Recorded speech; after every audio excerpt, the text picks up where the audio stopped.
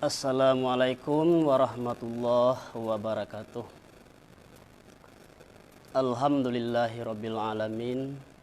Wassalatu wassalamu ala sayyidina Muhammadin wa ala alihi wa sahbihi ajmain. Subhanaka la ilma lana illa ma 'allamtana innaka antal alimul hakim. Terlebih dahulu marilah kita bersyukur kepada Allah Subhanahu wa taala karena di malam hari ini dengan rahmat Allah, dengan hidayah dan inayahnya, alhamdulillah kita malam hari ini memulai kajian perdana ilmu tasawuf kitab Al-Hikam.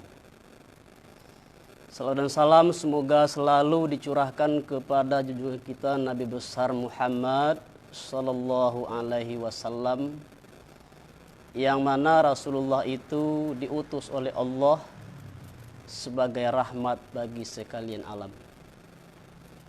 Ma'asyiral muslimin rahimakumullah. Sebagaimana saya umumkan pada bulan Ramadan yang lalu bahwa saya berencana untuk mengadakan kajian tasawuf secara online. Jadi berdasarkan masukan dari sahabat-sahabat waktu itu, kitab yang akan kita baca adalah kitab Al-Hikam, Syarah Al-Hikam oleh Ibnu Athaillah As-Sakandari.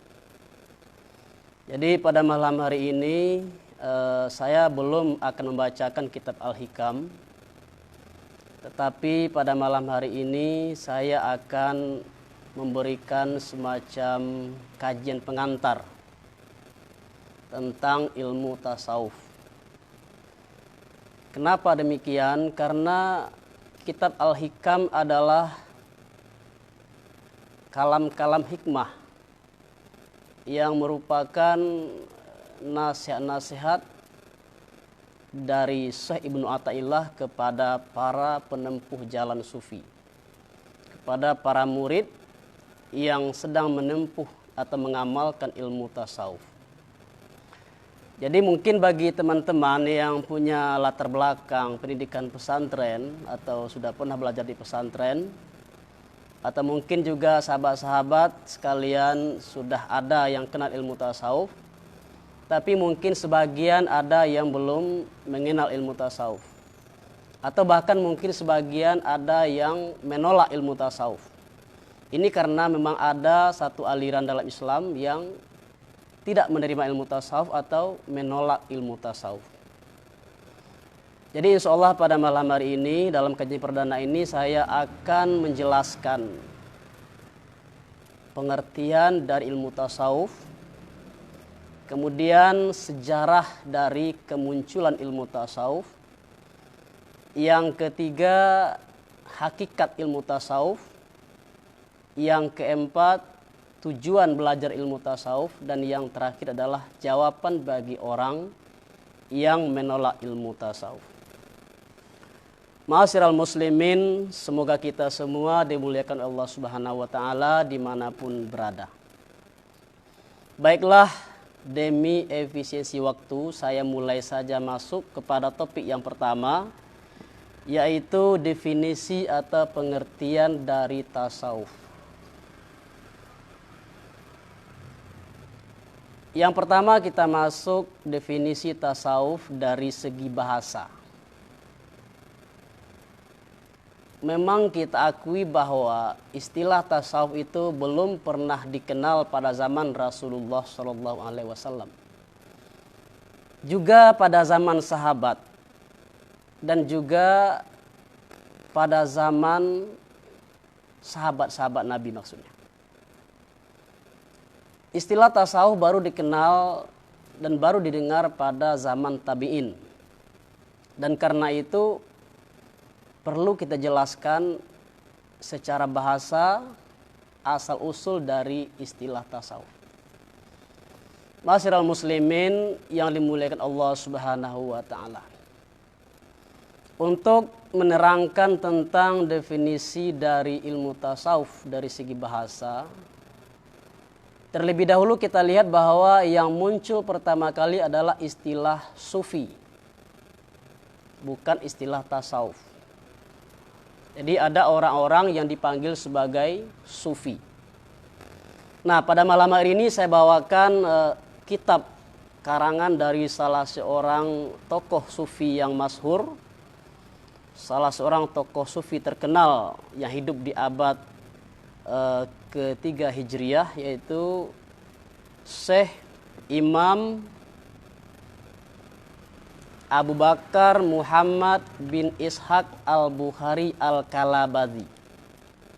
Ini adalah salah satu kitab penting, karya penting di dalam ilmu tasawuf.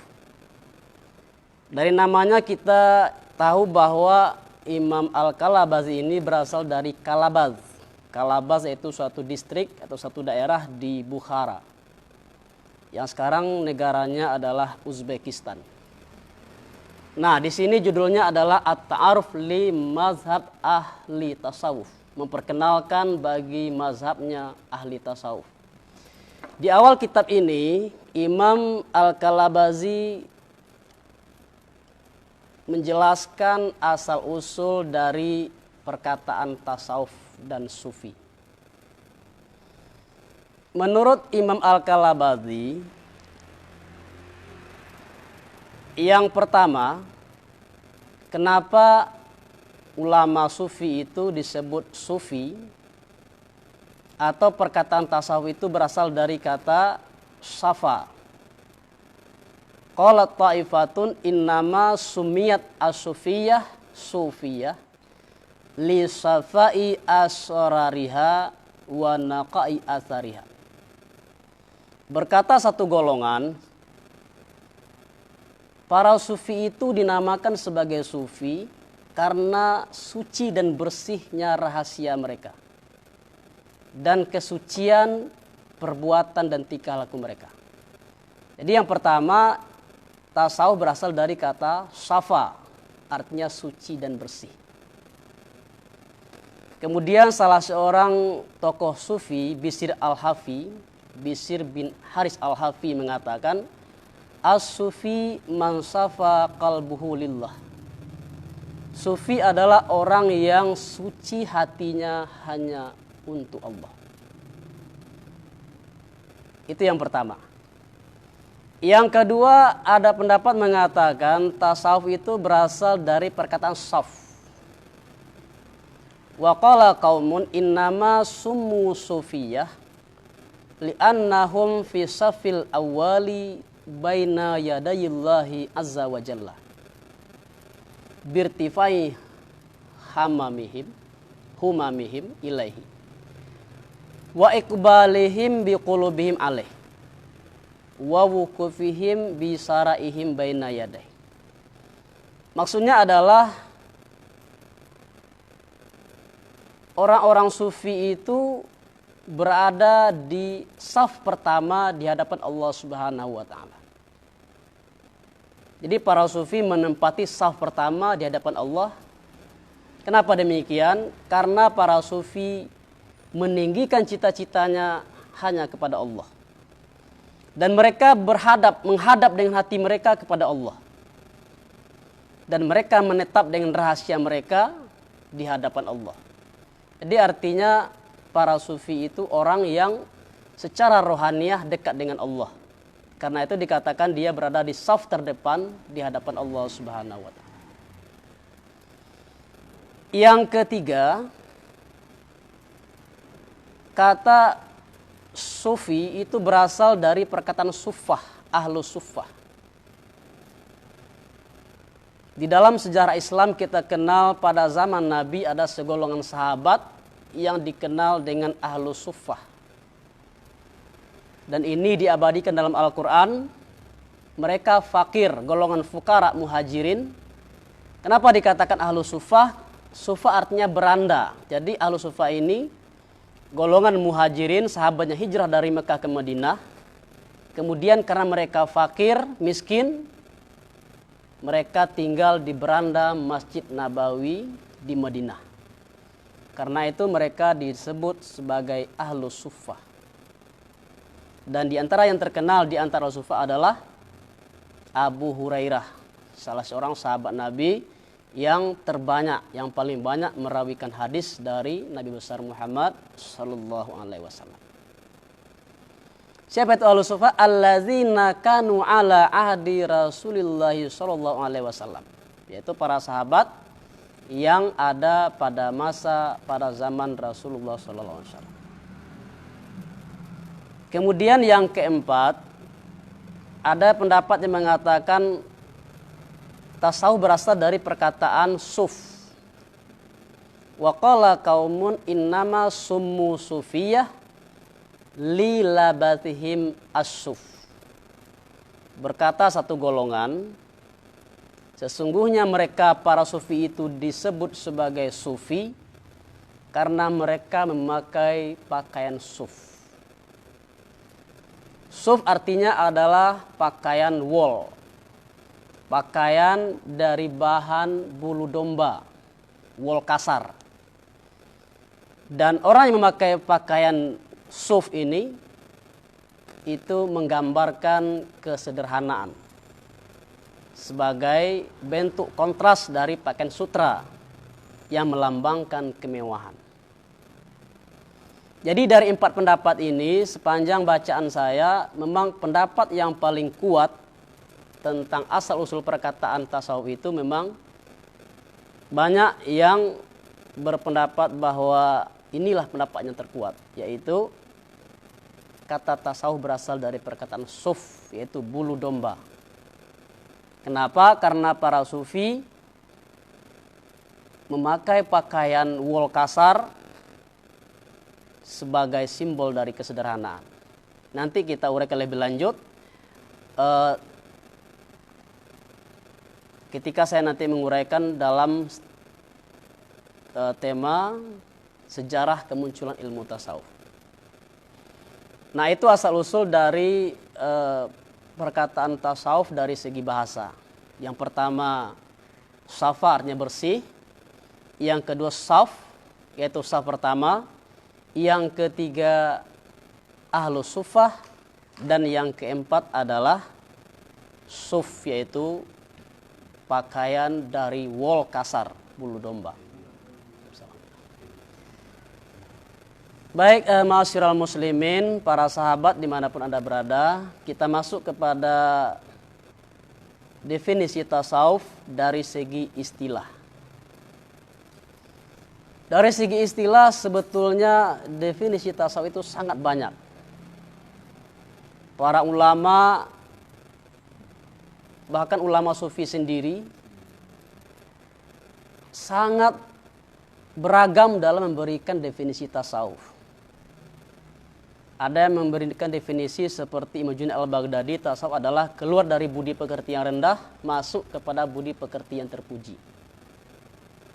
Ada yang mengatakan, berpendapat bahwa tasawuf adalah Anda mematikan diri Anda, kemudian Anda hidup dalam Allah. Kemudian Syekh Ibnu Athaillah As-Sakandari mendefinisikan tasawuf adalah tujuannya untuk benar dalam ubudiyah dan membayarkan hak rububiyah.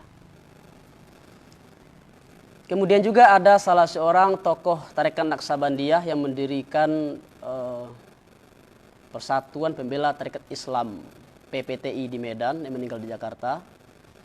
Beliau mendefinisikan tasawuf sebagai dawamu ubudiyati ma'a dawamul huduril qalbi ma'allah.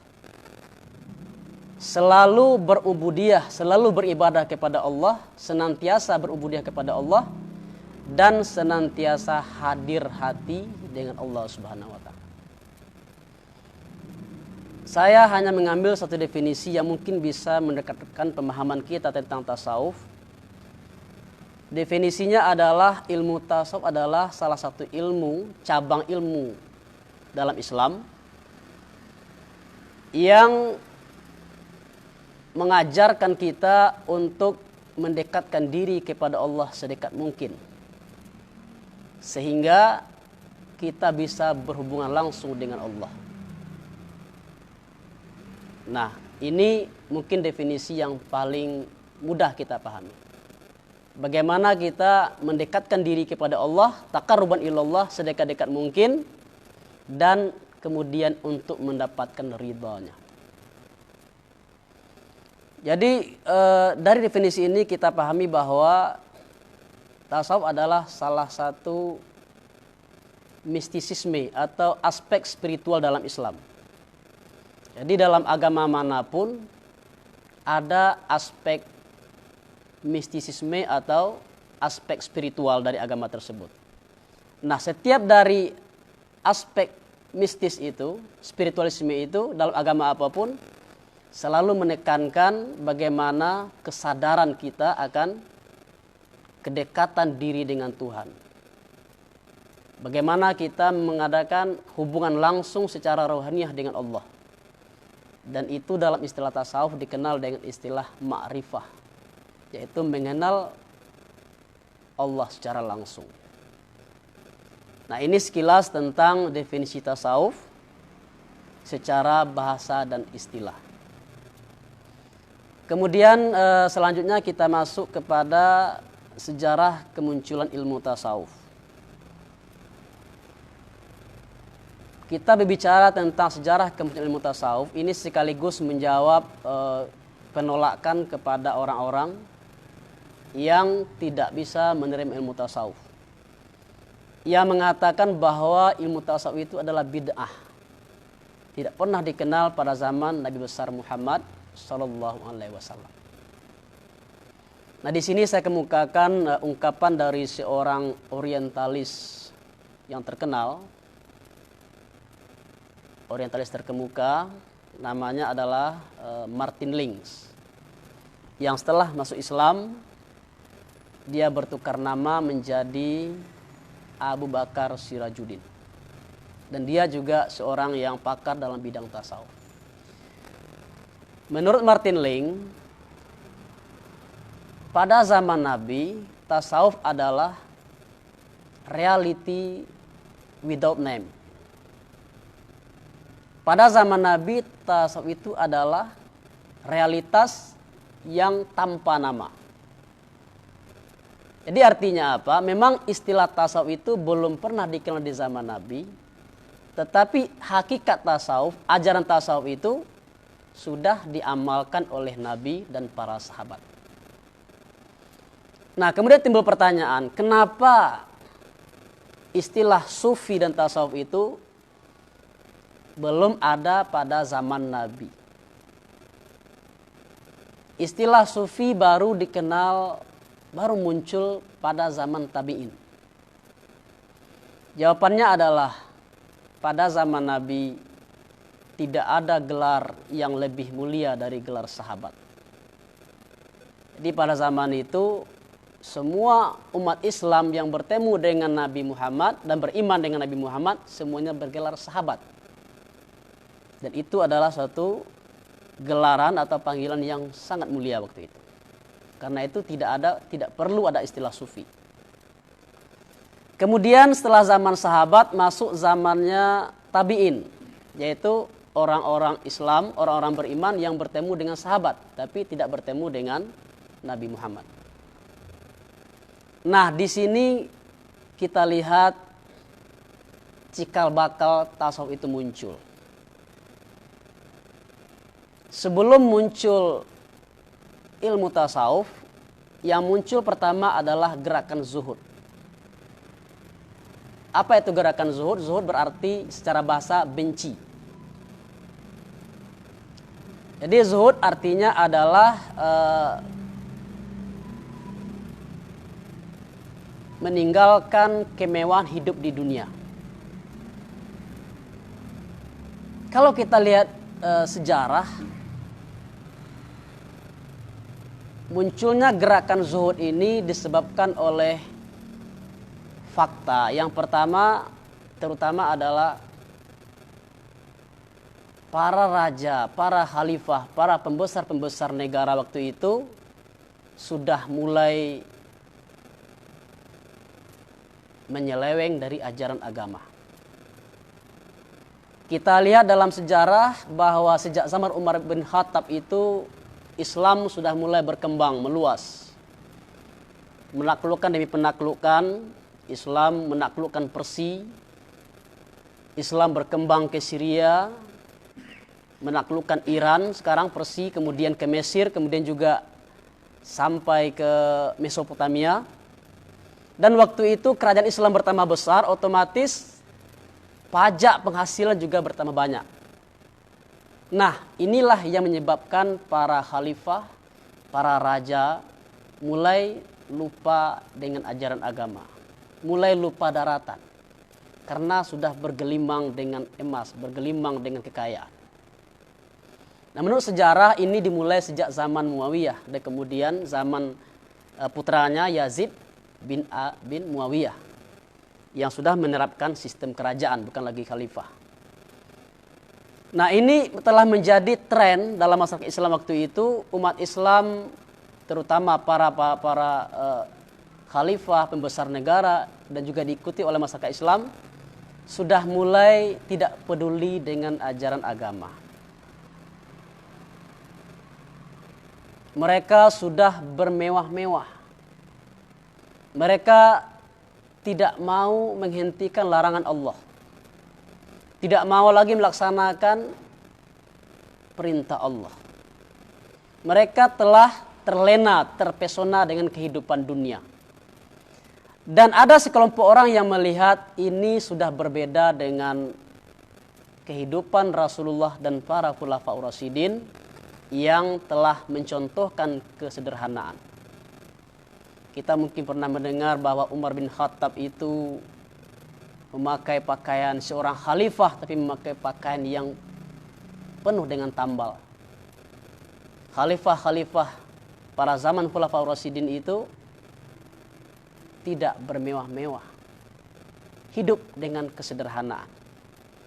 Nah, sebagai bentuk reaksi atau protes kepada kehidupan para khalifah, para pembesar negara yang hidup bermewah-mewah itu, di sanalah muncul gerakan zuhud dengan memakai pakaian dari wool, yaitu dari bulu domba kasar, yang menurut orang kalau kena air, kalau kehujanan itu akan baunya seperti bau kambing atau bau domba.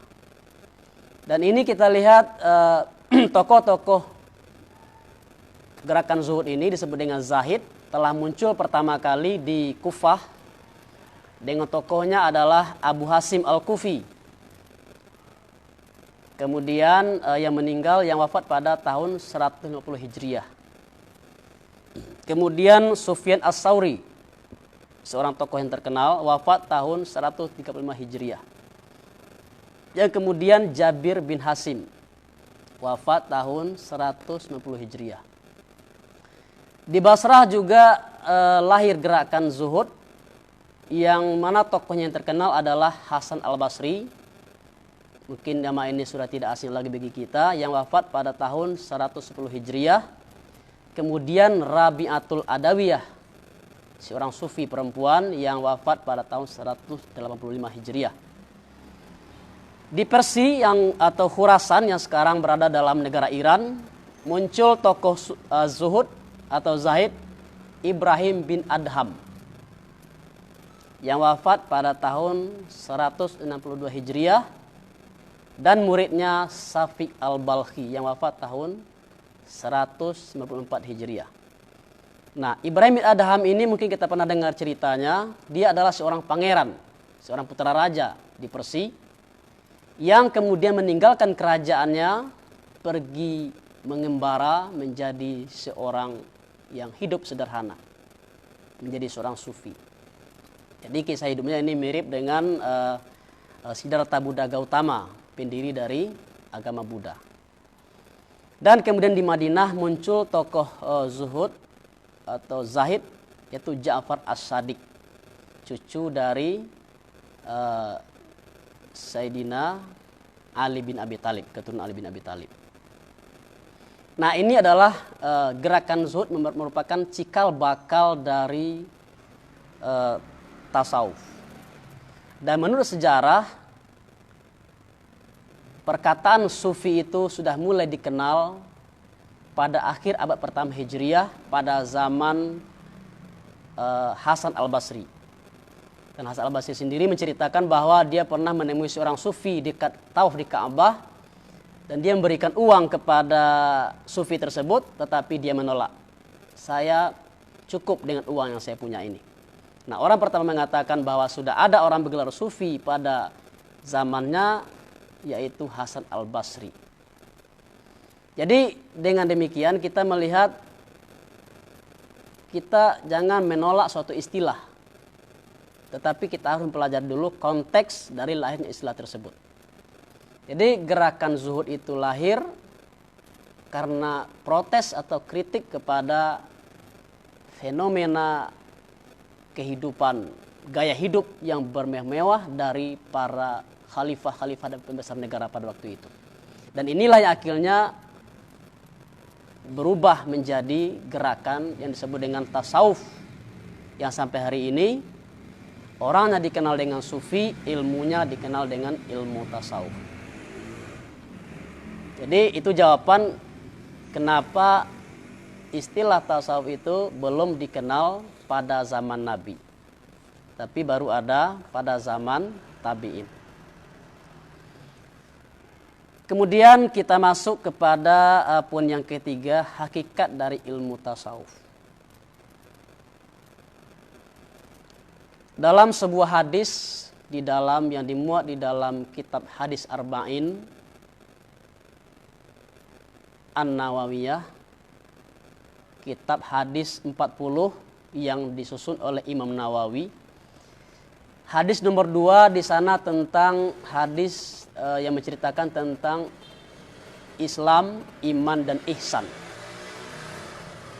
Hadis ini cukup panjang, jadi saya bacakan maksudnya saja. Hadis diriwayatkan oleh Umar bin Khattab. Pada suatu hari kami tengah duduk-duduk bersama Rasulullah SAW. Ketika itu datang seorang laki-laki yang berpakaian serba putih dan rambutnya sangat hitam, di mana laki-laki tersebut tidak ada bekas perjalanan. Jadi laki-laki ini sepertinya bukan seorang musafir. Kemudian laki-laki ini duduk dekat Nabi, di hadapan Nabi. Dia mengadu lututnya dengan lutut Nabi dan meletakkan tangannya di atas paha Nabi. Lalu laki-laki tadi bertanya kepada Nabi, "Mal Islam?" Apa itu Islam? Nabi menjawab, "Antashhadu alla ilaha illallah wa anna Muhammadar Rasulullah." Engkau bersaksi bahwa tidak ada Tuhan kecuali Allah dan Nabi Muhammad itu utusan Allah. Engkau mendirikan sholat, engkau puasa pada bulan Ramadan, engkau membayarkan zakat, dan engkau naik haji jika engkau mampu. Laki-laki tadi berkata, "Shodakta," engkau benar. Umar berkata, "Kami heran. Laki-laki ini bertanya tapi dia juga yang membenarkan." Kemudian laki-laki ini bertanya lagi, "Mal iman?" Apa itu iman? Nabi menjawab, "Antu'minu billahi wa malaikatihi wa kutubihi wa rusulihi wal yaumil akhir wal qadri khairi wa syarrihi minallahi ta'ala." Engkau beriman kepada Allah, beriman dengan para malaikatnya, dengan kitabnya, dengan para rasulnya, dan juga dengan hari yang akhir, dan engkau beriman bahwa kadar baik dan buruk itu datang dari Allah Subhanahu wa ta'ala. Laki-laki ini kemudian juga berkata, "Shadaqta," engkau benar. Kemudian laki-laki ini melanjutkan pertanyaannya, "Mal ihsan?" Apa itu ihsan? Nabi menjawab, "Anta'budallaha ka'annaka tarahu fa illam takun tarahu fa innahu yarak." Engkau menyembah Allah seolah-olah engkau melihatnya. Jika engkau tidak sanggup seperti itu, maka engkau yakin bahwa engkau selalu dilihat oleh Allah. Kemudian laki-laki ini bertanya tentang hari kiamat. Nabi menjawab, yang ditanya tidak lebih tahu dari yang bertanya. Kemudian laki-laki bertanya apa tanda-tandanya. Nabi menjawab salah satunya adalah apabila budak telah melahirkan tuannya, apabila pengembala kambing membangun bangunan yang tinggi. Setelah kemudian laki-laki tadi berlalu pergi, kemudian Nabi bertanya kepada Umar, atadri aina rajulun, tahukah engkau wahai Umar siapa tadi laki-laki itu? Umar menjawab, Allahu wa rasuluhu a'lam, Allah dan Rasulnya yang lebih mengetahui. Nabi menjawab, laki-laki tadi adalah Jibril. Dia datang untuk mengajarkan tentang agamamu.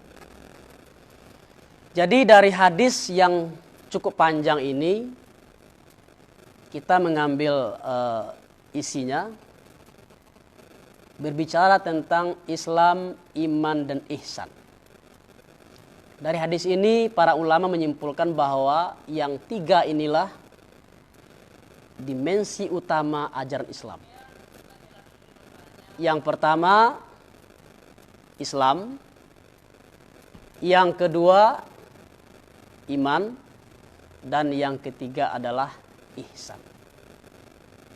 Ilmu yang membahas tentang masalah keimanan itu disebut dengan ilmu akidah atau ilmu tauhid atau juga ilmu usuluddin atau juga ilmu kalam.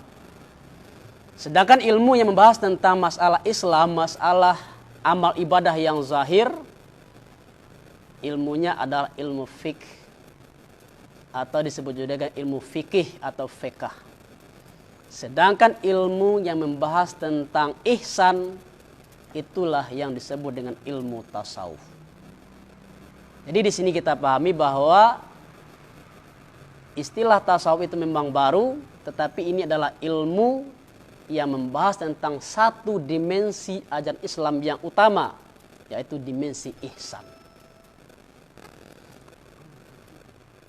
Ma'asyiral muslimin, para sahabat, semoga kita dimuliakan Allah Subhanahu wa taala. Jadi dapat kita pahami bahwa ilmu tasawuf itu ilmu yang berkaitan dengan hal-hal yang bersifat spiritual. Ilmu yang berkaitan dengan dimensi batin Islam. Jadi kalau kita kaitkan dengan diri kita, ada jasmani, ada rohani. Maka ilmu tasawuf lebih menekankan kepada aspek kerohanian manusia. Jika kita kaitkan dengan kehidupan, ada kehidupan dunia, ada kehidupan akhirat. Ilmu tasawuf memberikan penekanan kepada kehidupan akhirat.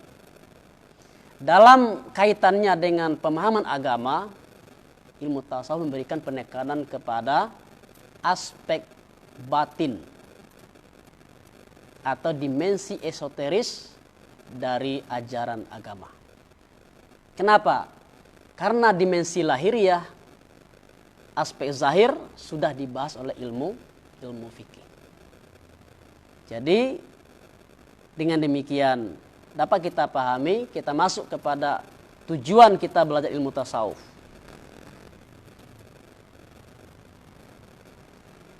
Coba kita lihat, kita kemukakan dulu ayat Al-Quran yang mengatakan, A'udzubillahi minasyaitonirrajim, Bismillahirrahmanirrahim. Yauma la yanfa'u malun wala banun illa man atallaha biqalbin salim. Pada hari itu, pada hari kiamat nanti, tidaklah ada gunanya, tidak ada manfaatnya harta dan anak. Illa man atallaha biqalbin salim, kecuali orang yang datang kepada Allah dengan hati yang sejahtera. Hati adalah simbol dari aspek kerohanian dari manusia. Jadi pada hari akhir nanti, setelah hari kiamat nanti, yang bermanfaat itu adalah hati yang bersih, qalbun salim, rohani yang bersih, rohani yang suci. Dan inilah yang menjadi titik penekanan dari ilmu tasawuf. Bagaimana kita mensucikan rohani kita. Bagaimana kita mensucikan batin kita. Kemudian juga dalam sebuah hadis dinyatakan, innallaha la yanzuru illa suwarikum wala illa ajsamikum walakin yanzuru illa qulubikum wa amalikum. Allah tidak memandang kepada rupamu. Allah juga tidak memandang kepada bentuk tubuhmu. Tetapi Allah memandang kepada hati dan amalmu. Dan ini membuktikan bahwa hati itu sangat penting untuk kita sucikan, kita bersihkan. Salah satu caranya adalah dengan kita belajar ilmu tasawuf. Kemudian kita lanjutkan tujuan kita belajar ilmu tasawuf. Nah, dalam setiap pekerjaan, termasuk menuntut ilmu, tentu kita harus mempunyai tujuan. Kalau tidak ada tujuan yang jelas, tentu kita tidak ada motivasi untuk melakukan pekerjaan tersebut. Sepanjang saya telah mengkaji ilmu tasawuf dan saya menyimpulkan ada beberapa tujuan dari mempelajari ilmu tasawuf. Kita bisa kategorikan kepada tujuan umum dan tujuan khusus. Tujuan umum adalah yang pertama memelihara diri kita dari sifat-sifat batin yang tercela. Nah, ini berkaitan dengan yang saya katakan tadi.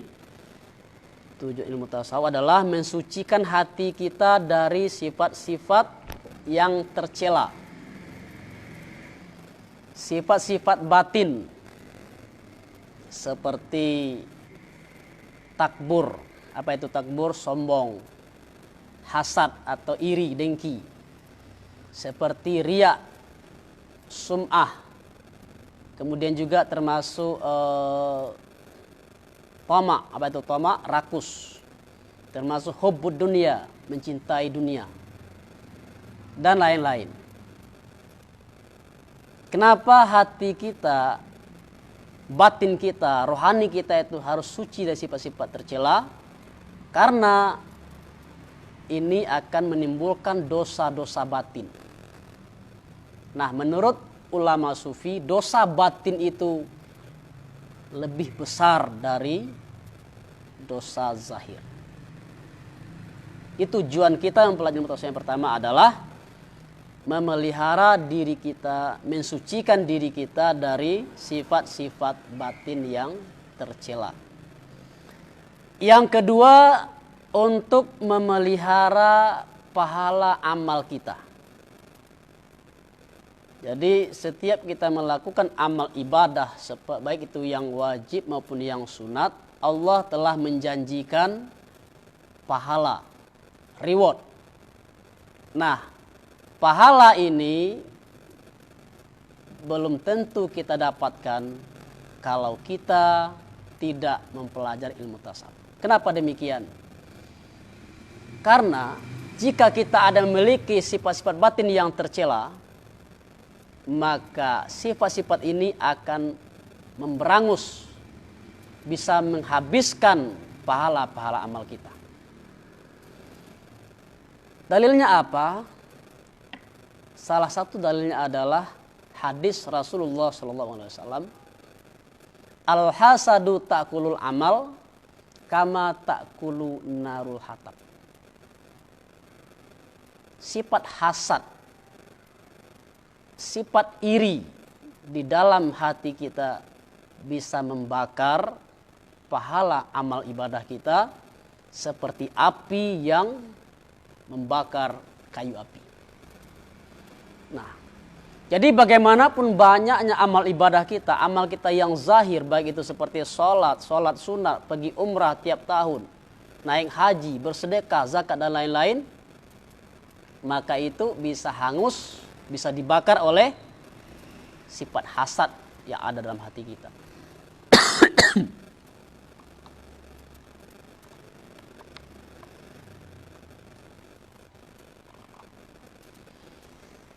Yang kedua juga hadis Rasulullah SAW. Innallaha la yaqbalu amalan kana fihi misqalam minar riya. Allah tidak akan menerima amal ibadah di mana dalam amal ibadah tersebut ada sebesar zarrah, sebesar atom riya. Artinya amal ibadah kita itu mengandung riya. Apa itu riya? Kita beribadah agar mendapatkan pujian dari orang lain. Nah, jika kita beramal, beribadah, sedangkan di hati kita ada sifat riya, arti ibadah kita tadi telah disertai oleh riya, maka Allah tidak akan menerima amal ibadah kita. Jadi kita simpulkan bahwa jika kita memiliki sifat-sifat batin yang tercela, ini bisa menyebabkan amal ibadah kita menjadi tidak ada nilainya di sisi Allah Subhanahu wa taala. Nah, ini pentingnya kita mempelajari ilmu tasawuf. Dengan kita membersihkan batin kita dari sifat-sifat tercela, berarti kita memelihara pahala amal kita. Itu yang kedua. Yang ketiga, tujuan kita belajar ilmu tasawuf adalah untuk menyelamatkan diri kita dari bahaya nafsu. Jadi sebagaimana kita maklumi manusia ini, kita manusia diberi oleh Allah akal, diberi oleh Allah nafsu. Namun kalau kita tidak bisa, tidak mampu, tidak pandai mengendalikan hawa nafsu kita, kita akan jatuh terjerumus kepada jurang kebinasaan, jurang kehancuran, kesengsaraan dunia dan akhirat. Nah, jadi hawa nafsu ini merupakan berkaitan dengan sifat-sifat tercela tadi. Hawa nafsu sumber, di sini terbitnya sifat-sifat tercela seperti riya, seperti sombong, seperti hasad, seperti tamak. Kenapa orang rakus? Karena dia memiliki hawa nafsu. Nah, kerakusan ini mendorong seseorang untuk mengambil yang bukan haknya seperti korupsi misalnya. Dan jangankan di akhirat, di dunia sudah ditangkap oleh KPK.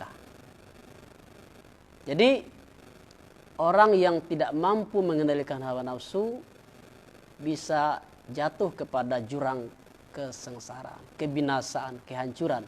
Baik itu di dunia maupun di akhirat. Nah, dalam ilmu tasawuf ini ditekankan bagaimana kita memerangi hawa nafsu kita. Bagaimana kita mujahadah mengendalikan hawa nafsu.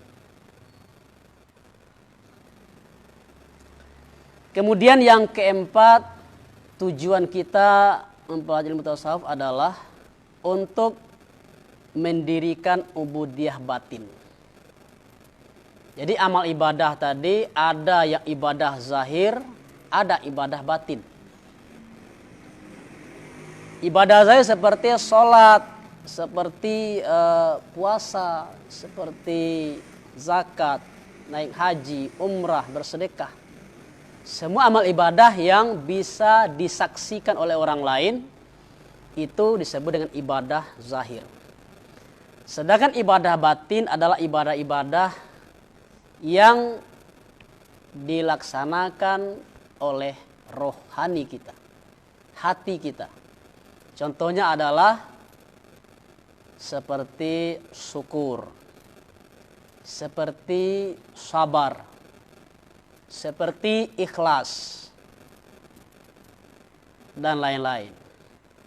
Nah, jadi kita lihat, kita ambil contoh dulu seperti syukur. Syukur itu adalah ibadah batin. Kenapa dikatakan batin? Hakikat syukur adalah kesadaran dalam hati kita. Kesadaran bahwa ini adalah nikmat Allah. Dan kita menghargai nikmat tersebut di dalam hati kita. Jadi berawal dari kesadaran. Itu hakikat syukur. Begitu juga sabar misalnya. Sabar itu di hati. Kita tidak bisa membedakan orang ini sabar atau tidak bisa kita nilai. Karena sabar itu berada di dalam rohani kita. Juga ikhlas. Makanya orang bersedekah sama-sama 100.000 contohnya. kita bisa menyaksikan orang ini nilainya sama sedekahnya 100.000, tapi kita tidak bisa menyaksikan kadar keikhlasan dari orang tersebut. Kenapa? Karena ikhlas itu terletak di dalam hati. Ikhlas adalah ibadah batin. Jadi dalam tasawuf itu disebut dengan ubudiyah batin. Jadi bukan hanya jasmani kita yang beribadah, tetapi juga rohani kita juga beribadah. Sebagaimana dikatakan oleh Imam Al-Ghazali bahwa setiap amal ibadah yang zahir itu memiliki aspek batin. Dan itu adalah ruh dari ibadah tersebut. Jadi kalau kita hanya mempelajari ilmu fikih, tidak ilmu tasawuf, maka kita hanya berkutat pada ibadah zahir. Kita hanya berkutat pada ibadah-ibadah formal. Tetapi kita tidak mengabaikan, tidak melakukan atau mengabaikan ibadah batin. Kemudian yang terakhir, tujuan umum kita adalah mempelajari ilmu tasawuf itu untuk mencari ridha Allah Subhanahu wa taala. Dan ini memang sudah semestinya menjadi tujuan hidup bagi setiap orang-orang yang beriman, setiap mukmin dan muslim. Dan inilah yang menjadi tujuan paling tertinggi dari setiap orang yang beriman, mencari keridhaan Allah Subhanahu wa taala. Kemudian kita masuk kepada tujuan khusus. Apa tujuan khusus mempelajari ilmu tasawuf? Yang pertama adalah untuk mendapatkan ma'rifah. Jadi dalam definisi tasawuf yang saya bahas di awal tadi sudah dijelaskan bahwa tujuan tasawuf adalah mendekatkan diri kepada Allah sedekat mungkin. Apabila kita sudah dekat dengan Allah, kesadaran kita ini terhubung dengan Allah. Dalam bahasa sekarangnya online. Orang yang sudah online dengan Allah itu disebut telah sudah sampai ke hadirat Allah. Allah hadir. Dan ini kembali lagi kepada definisi ihsan tadi. Engkau menyembah Allah seolah-olah engkau menyembah Allah, seolah-olah engkau melihat Allah. Jadi ihsan adalah kesadaran seseorang bahwa Allah selalu hadir. Nah, ini yang menjadi tujuan dari tasawuf. Bagaimana kita dimanapun kita berada, kita selalu menyadari kehadiran Allah. Ini disebut dengan zikir. Jadi kita bisa kita introspeksi diri. Selama ini kita banyak lalai atau lupa kepada Allah atau banyak ingat kepada Allah. Kalau kita ingat kepada Allah berarti kita online. Kita dekat dengan Allah. Kita menyadari kehadiran Allah. Nah, ma'rifah itu adalah mengenal Allah secara langsung dengan basirah, dengan mata hati. Ini yang disebut dengan ilmu laduni.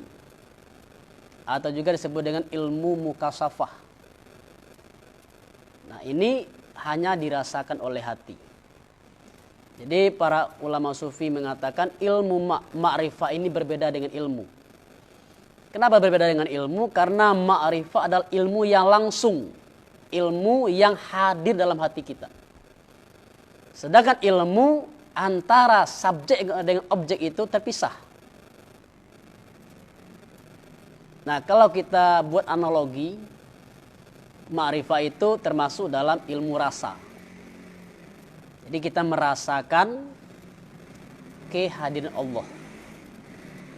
Contoh, kita merasakan rasa gula itu manis.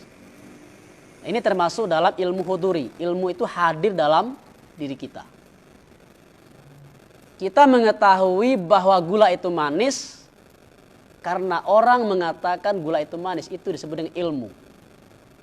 Tetapi apabila kita merasakan gula tadi ke lidah kita, kita merasakan memang gula itu manis.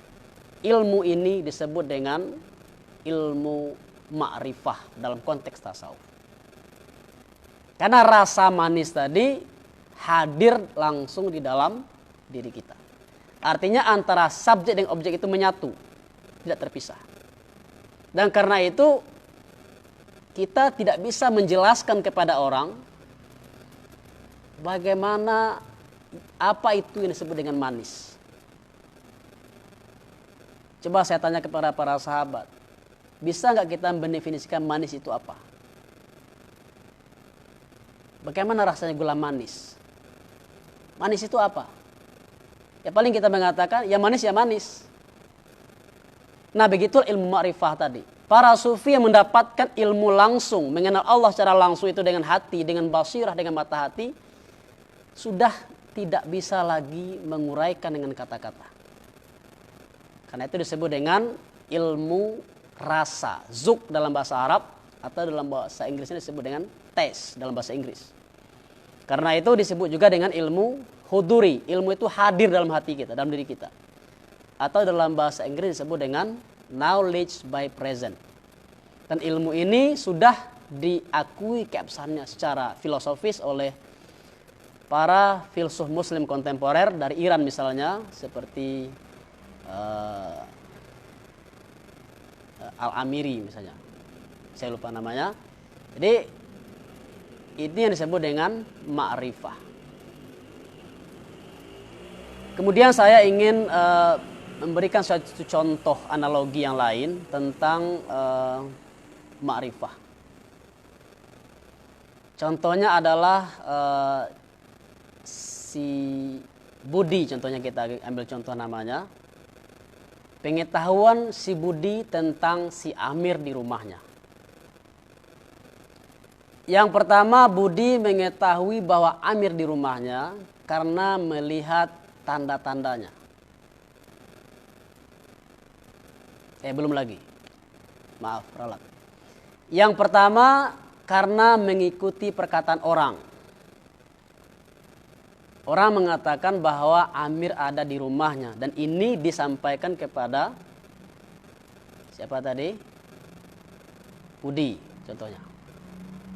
Jadi Budi mengetahui Amir di rumahnya berdasarkan kepada perkataan orang. Ini disebut dengan imannya orang awam.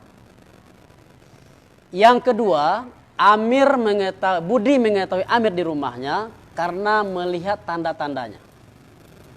Ada indikasi. Contohnya adalah Budi melihat di depan rumahnya ada motornya atau mobilnya atau sandalnya di luar. Nah, ini menunjukkan bahwa Amir sedang berada dalam rumah. Ini adalah imannya para intelektual, para ulama. Yang ketiga, Budi mengetahui Amir di rumahnya karena Budi masuk ke dalam rumah Amir dan menyaksikan langsung dengan mata kepalanya Amir memang berada dalam rumah. Dan ini adalah contoh yang ketiga, contoh imannya para sufi. Yang beriman kepada Allah karena menyaksikan langsung Allah itu dengan mata hatinya. Dan inilah iman yang paling tinggi. Jadi dengan demikian, tujuan khusus tasawuf adalah untuk mendapatkan makam iman yang paling tinggi. Yang pertama tadi disebut dengan ilmu yakin, yang kedua ainul yakin, dan yang ketiga adalah hakul yakin. Nah, inilah yang disebut dengan imannya para sufi. Karena itu seorang tokoh sufi dari Mesir, Zunun al-Misri, ketika ditanya, "Kaifa arafta rabbik?" Kaifa arafta rabbak? Bagaimana Anda mengenal Tuhan Anda? Imam Zunun menjawab, "Araftu rabbi bi rabbi." Saya mengenal Tuhan saya dengan Tuhan saya. Kalau orang awam mengenal Allah melalui perkataan orang lain. Orang awam iman kepada Allah, percaya kepada Allah karena mengikuti perkataan ulama. Itu disebut dengan iman tabi'. Itu makam yang pertama. Para intelektual yang kedua beriman kepada Allah karena melihat adanya tanda-tanda, yaitu alam semesta ini adalah tanda-tanda, bukti-bukti adanya Allah. Ada asap menunjukkan adanya api. Adanya alam ini menunjukkan adanya Allah. Ini imannya intelektual dan ulama. Dan makam yang ketiga adalah makamnya para sufi, imannya para sufi.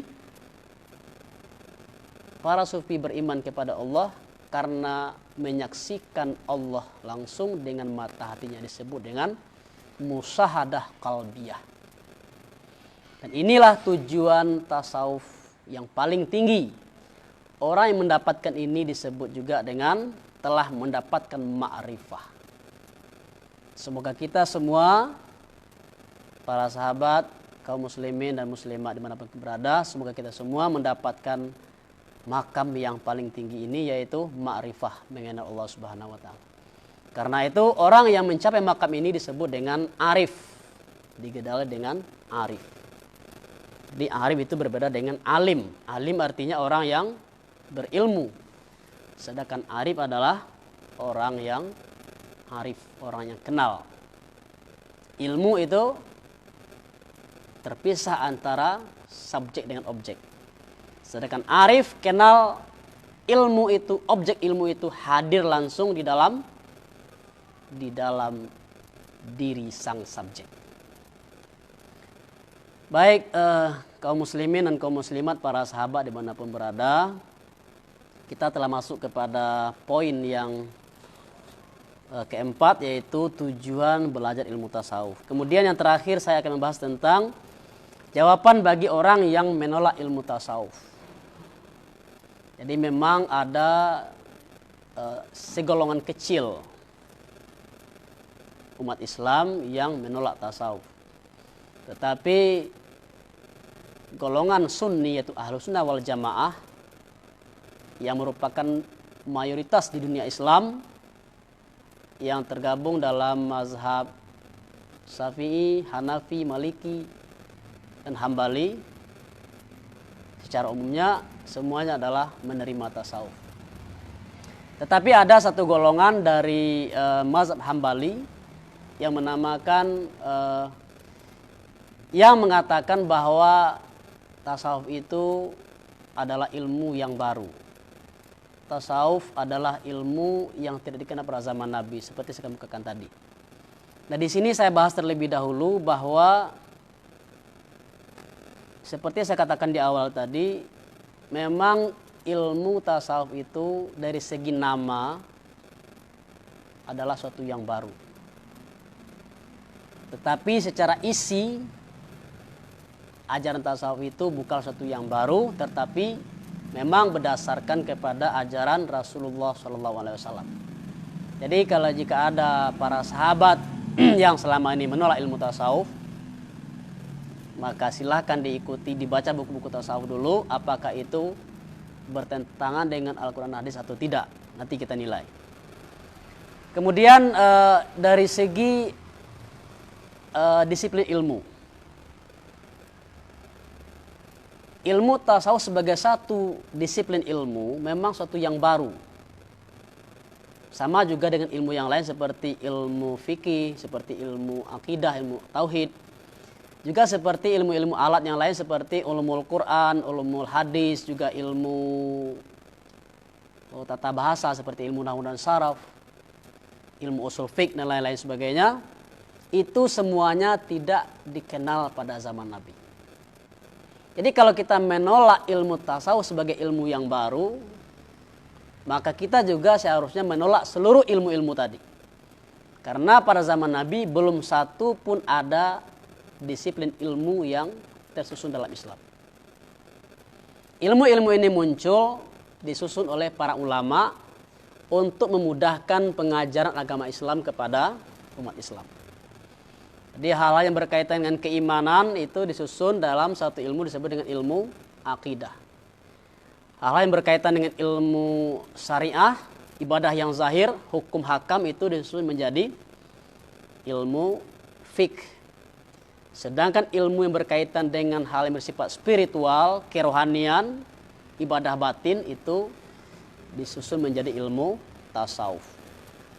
Jadi ilmu-ilmu yang lain itu juga seperti ilmu ulumul Quran, ulumul hadis, juga ilmu-ilmu alat seperti ilmu tata bahasa, ilmu nahwu dan saraf itu semua disusun untuk memudahkan umat Islam mempelajari agama Islam. Bahkan ilmu nahwu dan saraf itu baru ada pada zaman Sayyidina Ali bin Abi Thalib. Jadi Ali bin Abi Thalib memerintahkan kepada Aswad ad-Du'ali untuk menyusun tata bahasa Arab. Tujuannya apa? Agar orang non-Arab bisa belajar bahasa Arab. Nah, kalau orang Arab, karena bahasa mereka sudah tidak pusing lagi membaca seperti ini, tidak ada baris. Nah, kita sering mendengar kitab gondol atau kitab kuning itu memang tidak ada baris. Nah, orang Arab tidak akan pernah salah dalam membaca, memberi harkat kepada tulisan tersebut. Tapi bagi orang non-Arab, orang ajam, memang suatu kesulitan. Maka Sayyidina Ali bin Abi Thalib memerintahkan kepada Aswad ad-Du'ali untuk menyusun ilmu nahwu dan saraf. Nah, jadi bagi orang-orang yang ingin mempelajari bahasa Arab, ini wajib untuk mempelajari terlebih dahulu ilmu tata bahasa Arab, yaitu ilmu nahwu dan saraf. Juga ilmu-ilmu yang lain seperti ulumul Quran, ulumul hadis. Itu tujuannya adalah untuk memudahkan kita, memudahkan ulama untuk bagaimana menggali hukum dari Al-Quran dan hadis. Jadi tidak sembarangan, tidak ada ilmu Al-Quran, tidak ilmu hadis, kita langsung mengambil hukum dari Al-Quran dan hadis, itu sangat berbahaya. Karena akan menimbulkan, melahirkan hasil-hasil pemikiran, hasil-hasil hukum nanti yang mungkin tidak sesuai dengan kehendak Allah dan Rasulnya. Jadi kita ulangi, kalau ada orang menolak ilmu tasawuf karena ilmu ini adalah ilmu yang baru, tidak pernah ada di zaman Nabi, maka seharusnya orang ini juga menolak seluruh ilmu-ilmu yang ada dalam Islam. Baik itu ilmu fikih, ilmu tauhid, juga ilmu-ilmu alat yang lain. Kemudian kita masuk, saya akan mencoba membahas sedikit bahwa aliran Salafi dikenal sebagai aliran yang menolak tasawuf. Nah, kita menghargai pendapat ini, tetapi saya hanya ingin mengemukakan bahwa aliran Salafi ini dimulai diasaskan oleh Ibnu Taimiyah. Jadi Ibnu Taimiyah menamakan mazhabnya sebagai mazhab Salafi.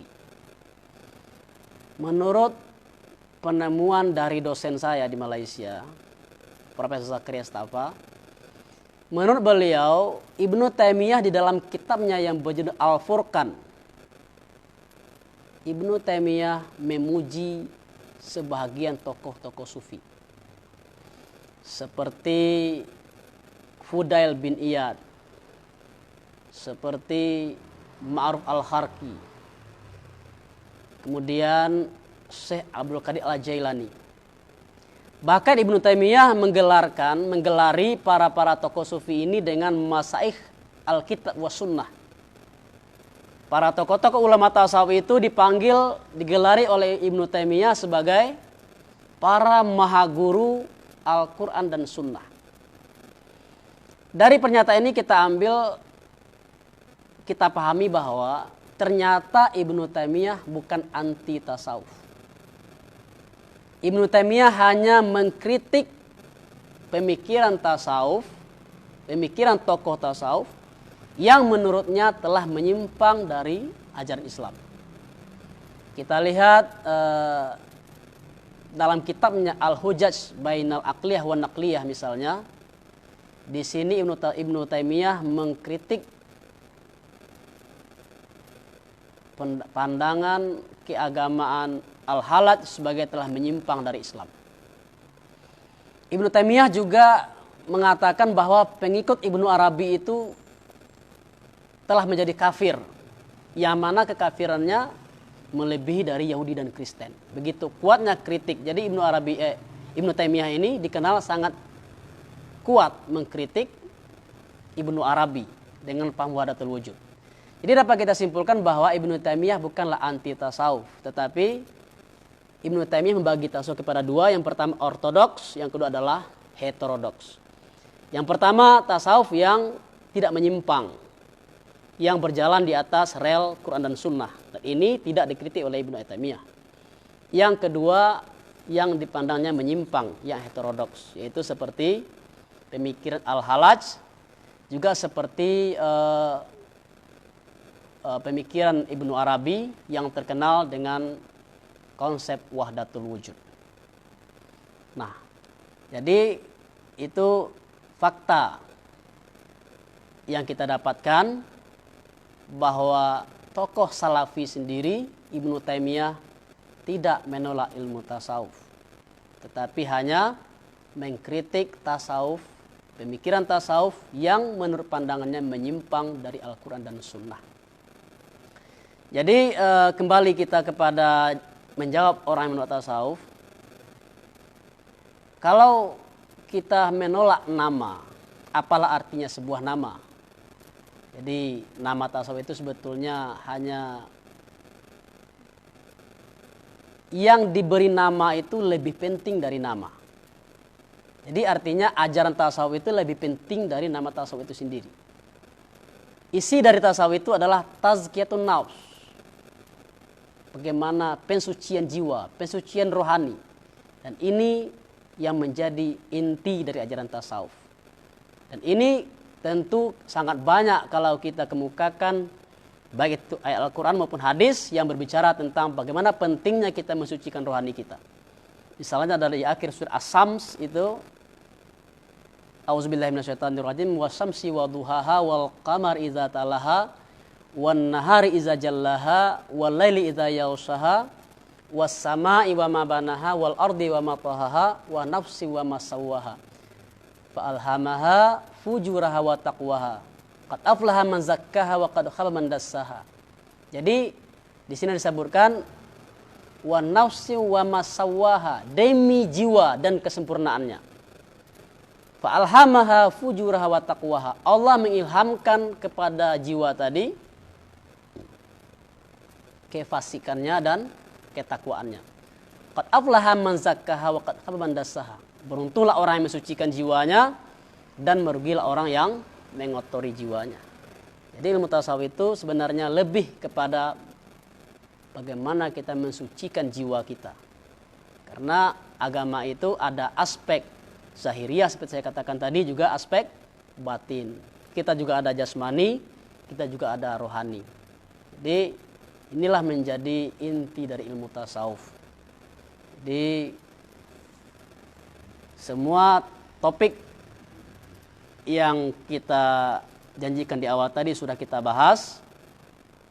Jadi kesimpulannya adalah, kemudian saya tambahkan sedikit bahwa hukum mempelajari ilmu tasawuf. Di awal tadi saya sudah kemukakan hadis tentang Islam, iman, dan ihsan. Ini adalah 3 dimensi utama ajaran Islam. Karena itu menuntut ilmu tentang yang 3 ini, yaitu ilmu berkaitan dengan keimanan, ilmu akidah, berkaitan dengan Islam yaitu ilmu fiqh, berkaitan dengan ihsan itu ilmu tasawuf, hukumnya adalah fardu ain, artinya wajib bagi setiap orang yang beriman, bagi setiap orang Islam. Jadi tidak dapat tidak, 3 ilmu ini, ilmu akidah, ilmu fiqh, dan ilmu tasawuf, mesti dipelajari oleh setiap orang-orang yang beriman. Jadi sedangkan ilmu-ilmu yang lain itu termasuk dalam fardu kifayah. Jadi demikian dulu kajian kita pada malam hari ini sebagai kajian pengantar. Semoga apa yang saya sampaikan tadi bisa kita pahami semua, dan insya Allah minggu depan kita masuk membaca kitab Syarah Al-Hikam, salah satu kitab tasawuf yang populer di dunia Islam, yang matannya dikarang oleh Ibnu Athaillah As-Sakandari. Jadi semoga uraian ini bermanfaat bagi kita semua. Terima kasih atas segala perhatian bapak-bapak, ibu-ibu, kaum muslimin, kaum muslimah, para sahabat dimanapun berada. Dan mohon maaf jika ada kekurangan. Insya Allah kita jumpa lagi minggu depan. Assalamualaikum warahmatullahi wabarakatuh.